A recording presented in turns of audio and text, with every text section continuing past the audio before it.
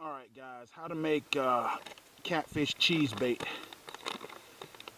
I have lots of good luck with cheese bait on the river. I mean, I know a lot of people like your cut baits and all that, but I'm going to be honest with you. The only time I ever catch catfish is when I'm using cheese bait. So we have an old pot here. Use a pot that you're not going to cook in anymore. It's got a crack in it.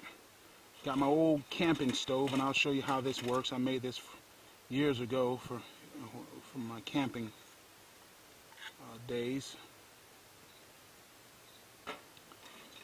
And you know, just sits there like that. What you're going to need for this is some way to heat up your cheese. You're going to need a cheese bait. You're going to need, and here we have cheese bait that we had. We've had this for about a year. Got some fish oil from Minnesota trapping products supply. And we got some aniseed oil. I'm going to use a little bit of that measuring cup here. Again, stove. And then here we have some gluten, okay. You know, we're going to put a little bit of gluten in here to help glue everything together. So, and we have some cotton. So we're going to use cotton to thicken it. So the gluten and the cotton are going to be the kind of the binding agents, and the main ingredients are going to be your cheese, your fish oil, and your aniseed oil. So let me go get the matches and whatnot like that, and I'll be right back. This is a very messy process, so get you some gloves. The cotton, very easy. Just get you some cheap cotton balls here. The cotton balls, you can take them and you unroll them. It's in a ball. It's just rolled up, and you can just pull it apart like this. All right. Once it's pulled apart, you just take a pair of scissors and just chop it up into small little parts like that. You see? And see, those are going to be the fibers you're going to use in the thing. So there you have it. It's a little misty, rainy out here, even though the sun's shining. But you want to, if you're using an open fire stove like this, you know, obey your fire regs and all that. But this thing's dirty. Haven't used it in a long time. Denatured alcohol only. Okay. That's all you want to use. Denatured alcohol is a good fuel, clean burning fuel for alcohol stoves. It cleans glass. It does a lot of different things. Use it to clean metal even. Good metal cleaner, but for here, we'll use it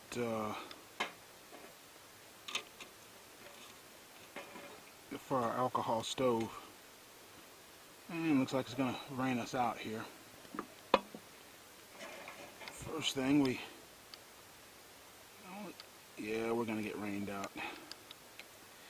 Wouldn't you know it? About an ounce, maybe two of oil of this.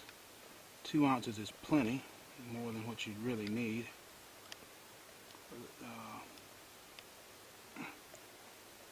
And here's our screen. I still haven't found the matches or anything. And here's our sort of, well, actually, that's going to go somewhat like that. And we'll light that up, and be careful because the flame is invisible with this stuff. People don't realize that. And so, so we'll get our matches, light that up, and then, guys, this is just some stinking stuff. This cheese, God, it is old, and it is worse now than it is when I first bought it. I believe it's been about a year. Alright, let's get our gloves on, and let's get this show on the road. Oh, sun's shining always. I don't know, life always seems to get better when the sun's shining, but despite the heat even. So just digging in, and we're not measuring anything, we're just gonna make about, you know, say about that much. So a little garden trowel is fine here. My mom gave me this thing. I just use it like that. And this cheese is some stinking stuff, boy. I have said that several times, every time I have to try to use this stuff. That's what we're going to do there. I think that would be enough. And see, I'll just leave it in the pot even after I'm done doing all this stuff with it. And let me just leave that in there. And there we go there. And all we're trying to do is melt the cheese here. So what we're going to do here is get this oil out the way. Get that out the way. Wipe our nasty cheese off there. This guy here,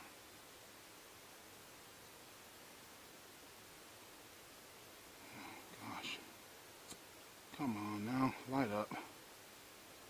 The whole job is to burn. See how hard it is to see that flame? Now once this stuff lights up, whoa, see what I mean? Boom, it was like skaboom. You saw that, didn't you? That's how it goes, man. Because it's like a jet, man. And you notice, that is flaming hot, and you cannot see that flame. Let's get that out of the way. In other words, this stuff is dangerous. Not dangerous, it's actually clean. It burns that clean, just that clean. So what we're going to do is set that down on there just like that. And that is flaming hot, guys. That is flaming hot. Now it's melted. Think about like you're making s'mores or something, you know, about that kind of consistency. And that's good. That's good enough. You don't want to leave it on here. It's, you know, think about it like cooking candy. You got to low heat and just let it melt. And this always gets way too hot, but that's fine right there. And it's a little bit cool now, starting to cool down. Really let it overcook, to tell you the honest truth. And it's starting to cool on me now. Didn't realize the video camera had filled up, so I had to go in and download a bunch of stuff on the computer and erase all the film so I could, you know, bring you the rest of the video. So here's what we're going to do now. Let's start first with a little bit of aniseed oil. And this is a batch that would last me several weeks in fishing. I wouldn't say several weeks, probably a week and a half, maybe 2 weeks. A couple weeks. We're going to put maybe half an ounce in here, not a lot. Half an ounce is 4 grams. Yeah, that's all we're going to do. And that's really kind of like a lot for this. I would, you know, if I made 3 pounds of soap, I would use maybe 1 or 2 ounces of this stuff. And this is less than a pound, so we're going to put that in there like that. If you don't have aniseed oil, just put you some garlic in there. In fact, I grew some garlic, and what we're going to do here now, going to put a couple of ounces of this in here. This is the fish oil. 1 and 2. Okay. Potato masher, spoon, fork, old fork, anything that just stir it all up with is fine. Or, I mean, you could use the this thing here. And we may need to fire the stove back up, but maybe not. And that's just some scent. Okay, you're going to have the scent of the cheese. You're going to have the scent of the fish oil and the scent of that aniseed oil. And again, if you want to use cinnamon, you could put cinnamon in it. If you want to use garlic, you can put garlic in it. I mean, you can kind of make it your own, right? In fact, I have some Asian garlic, some Asiatic garlic, some really potent garlic in the garden that I grew in some of my buckets, but I'm not really wanting to put my expensive exotic garlic to catfish, right? You know, just eat that, right? And we'll just give the catfish. Well, heck, this aniseed oil is pretty expensive. You want to talk about it. So if you just want something cost-effective, just put some garlic in it. That's a popular. Garlic is probably the single most popular bait additive ever. And boy, that stinks pretty good. Yeah, you know, rotten fish oil, rotten cheese, and that strong licorice aroma. That's why I call this catfish pudding, guys. You see what I'm saying? That's why I call it catfish pudding. Alright, that's good. Alright, now we can move the stove off and just use the chair. Again, you can get every last little drop out of there.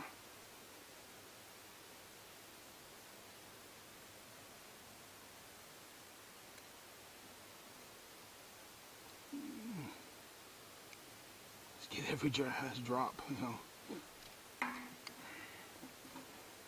So that was, and again, I don't measure this stuff exactly. It doesn't have to be like a science or anything like that.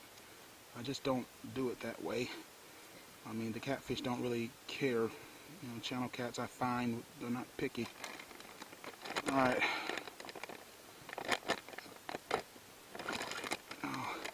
I got this gluten from a lady friend of mine who bakes a lot of bread herself. And,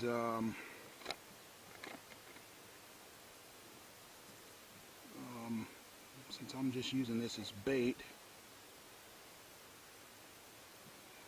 pour some of that in, stir that in.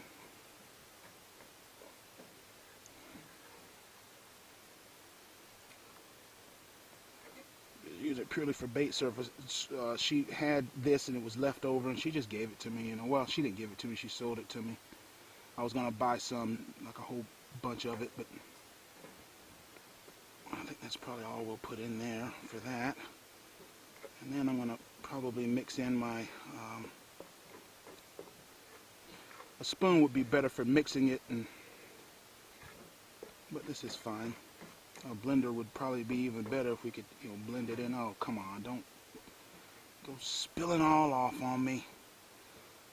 And this will draw in dogs, it will draw in flies, it just stinks, man. Now sometimes I'll put some of my mealworms, not mealworms, but you know, black soldier fly larvae in here, but not going to do all that this time. Again, it's a little bit lumpy or whatever, but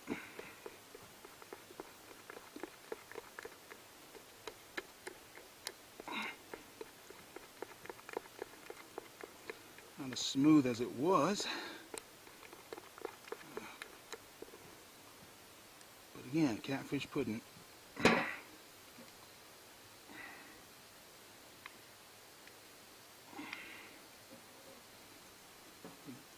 could add some flour to it, thicken it up some that way, but I probably would have, if I was going to mix flour in, I would mix in the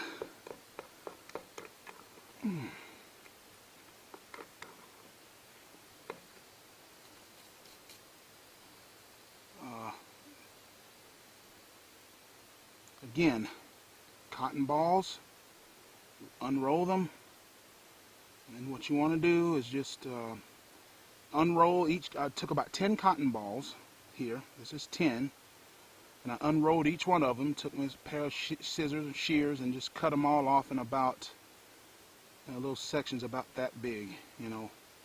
I don't know, how's that, a quarter of an inch or so wide. So very short fibers. We'll see if that's short enough or too long or whatever. And you know, this is your classic thing to thicken up any, you know, a lot of people use cattails out in Texas and stuff, but you know, we just don't find cattails around here, so we use cotton. This, you know, Alabama is cotton country, particularly down on the plains, a little bit further from where I live. I live in west central Alabama, and a lot of the cotton is grown in south central Alabama, or in southeast Alabama as well. We're, believe it or not, in catfish country. A lot of catfish farms up around here, south of Tuscaloosa. Big catfish crash, you know, happened. A lot of the back in the 90s, a lot of the Vietnamese type catfish were being imported, and a lot of the American catfish farms in this area just went bottom up, just couldn't compete.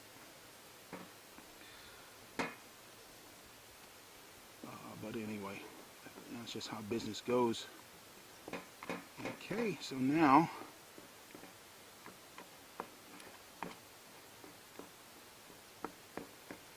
we're probably gonna have to go get some more. Yeah, we're going to go get some more fiber here.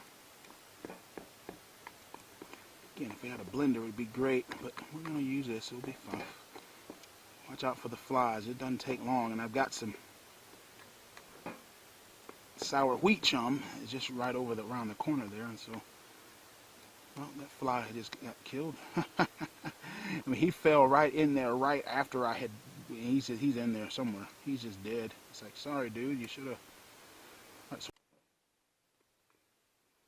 again, about 10 more of these. Again, just take a cotton swab, roll it, cut it in about 1/4 of an inch, maybe 1/2 inch parts or whatever, and just mix them in here. And what that's going to do is allow you to be able to just use it, drop a treble hook down into this thing. I tried it with the dough baits, and I'm not really sure I like that method. I've had my best success with the fibers and stuff like that, and so I'm going to go back to the punch bait. We may need to go back, and so what we need to do now is idea is that, you know, you could put this, once you get it in the kind of thickness you'd like, put it in a plastic bag and stick it at the very bottom of the refrigerator. And again, if you guys are married, don't be putting stuff like this in the refrigerator. You'll be on the couch for the rest of your life, you know. Good idea to just get you a cheap refrigerator from Walmart. You could either keep it outside, keep it in the garage, keep it in the basement, keep it in the attic, keep it in your whatever man cave, whatever you want, and just put all your bait stuff in there. I suppose if I had to get married, I guess I don't have to, we're not in some prearranged marriage society or something. I'd have to have a wife that understands, look, woman, we got to go fishing. We got to put worms in the refrigerator, you know, we got to, you know what I'm saying? It's like, look, we got to, or else we're just not going to do this thing, right? Oh my gosh. And so that's it there. You just kind of, and they'll absorb the oil. This cotton will absorb the oils, and it's already getting thicker. See that, how it's getting thicker? That's really it. So it's going to take about 20 cotton balls. You don't want to just rip them apart because the fibers will be too long. It'll crowd the hook and you'll have all kinds of problems. So between the gelatin and the cotton, I'm just hoping the gelatin can maybe glue this up some. And then the cotton fiber in it. Yeah, that's about it. By the time, so about 20 cotton balls. I don't know how many quarts this, I don't know, I'm guessing this is this is probably a 1/2 gallon, 2-quart pot, 3-quart pot maybe. And because you need to let this cool down and let it congeal. And when I fish it, I usually will keep this on ice so it'll stay frozen or whatever. Get the last of that little bit out there. And then I'll just take that guy, set him right there. Look at all those flies already. Just diving into the bait. Okay, we'll keep that there.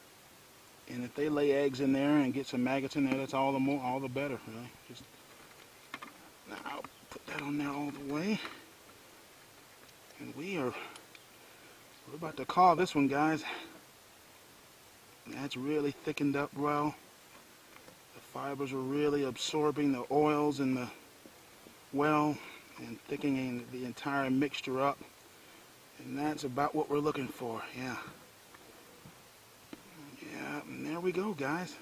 And see, because cotton is a natural fiber, it won't, you know, it's not like, it's not going to hurt the fish if they eat it. They'll just digest it, just be just like eating, you know, corn stalks or something, you know,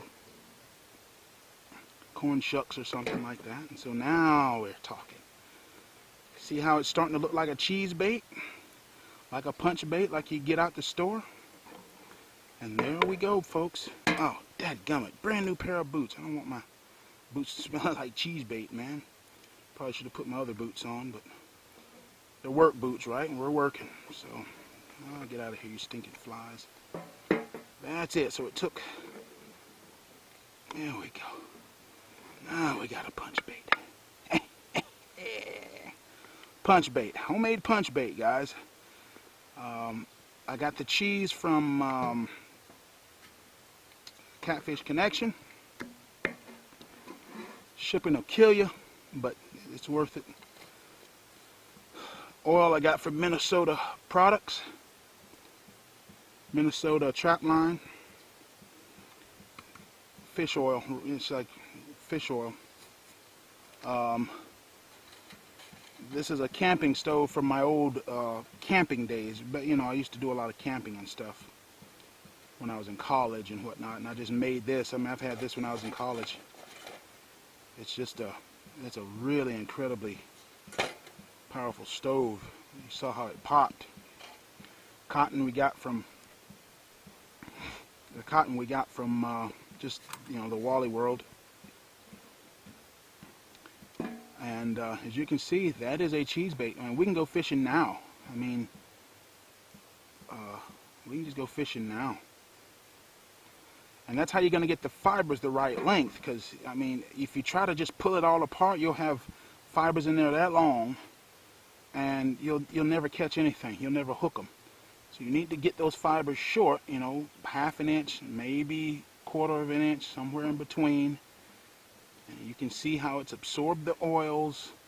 And that is a nice, stringy, fibrous concoction there. And we're out here in this hot Alabama sun. Think about this now. It gets hot in Alabama. There's one that didn't quite get mixed in, and there's a few that didn't get mixed in. We're in hot Alabama heat. And do you see how thick that is? That is hot Alabama heat, folks. And this, a lot of people have trouble with their cheese baits getting too soft and stuff. Look at that. That's hot Alabama heat, and it's just staying, it's just not going anywhere. Simple recipe, simple method, and a whole lot cheaper than buying punch bait out of the buckets at the Wally World. Homemade punch bait, Damn It Black Warrior Lures. Go and do likewise, and go catch you some eating size channel catfish with this stuff. They love it. I love eating them because there's some good meat on them things. Talk to you guys later. Subscribe, rate. What kind of recipes have you guys come up with for your own kinds of baits for channel cats? I mean, I really like to hear. I probably will post this video on the Catfish 1 forums, and they have a forum on there about homemade baits and stuff. And guys are always coming up with these crazy recipes, man. So check them out over there on catfish1.com. Subscribe over there. There's some good guys over there. I learned a lot from over there, man. About catfishing from over there, if you want to learn a lot. So there you go. Talk to you later. Bye.